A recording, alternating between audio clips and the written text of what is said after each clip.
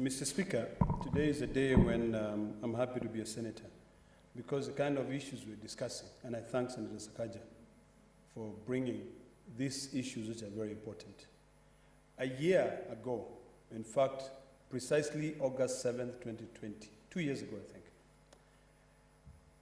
Ahmed Nasir, a renowned lawyer in this country, was awarded 750,000 shillings by a court because his car, a Bentley Balenciaga, was damaged by a chip on the road. You know, today, Senator Sakaja is talking about kids who are being killed while crossing the road. I think, to be honest with you, my dear brother Sakaja, this is a kind of issue that calls for a public interest litigation. And I'm happy that my dear friend, Senator Mogeni, Senior Counsel, has spoken about that and also brought the issue of Chapter 6.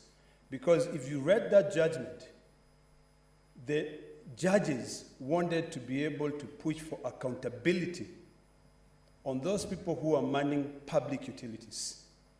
You know, I think it's about time, Senator Sakaja, that you should now call for some public interest litigation, you know, a class lawsuit, because there's no point as to why the Parliament should be allocating so much money to the Department of Transport, yet that money is not being used to help people.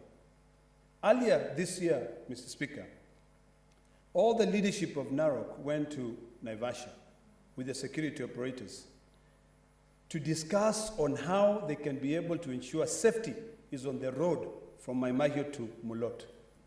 Because of constant strikes, constant road blockages by the people because their cows were being killed.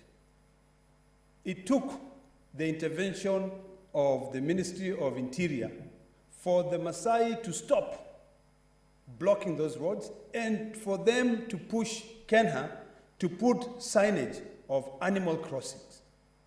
So I think if it will take a class lawsuit action or this Senate to ensure that the people of Nairobi and everyone who lives in this country are protected when they use the road, then I think it's about time that we take those steps.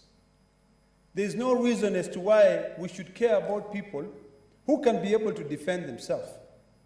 Because I dare say this, if it was just another Kenyan, a hustler, or a mamamboga who affords a small vehicle and his windscreen is broken, there's no way that he would have been compensated.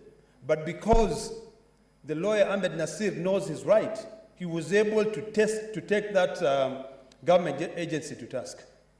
So, Mr. Speaker, as you commit this statement to the Committee on Roads, I think, Senator Sakaja, you need to think deeper and broaden, not only to focus on Nairobi, but to look at the entire road users in Kenya, pedestrians. Mr. Speaker, if you wake up early at around 4 in the morning, you will find Kenyans walking from Kikuyu, going all the way to industrial area to be able to get food for their family. And when they cross the road, some of us who drive, we don't care.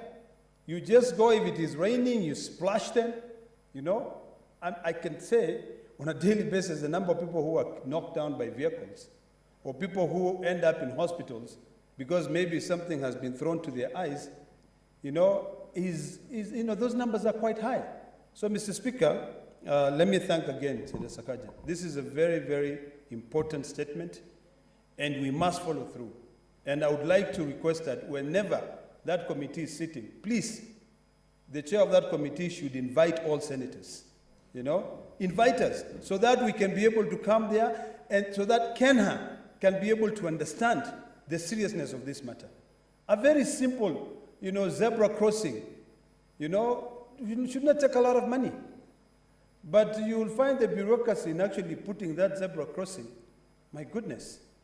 It's like you driving from all the way from Narok to Mombasa and back for you to be able to get any solution. So, Mr. Speaker, I thank you for giving me this chance.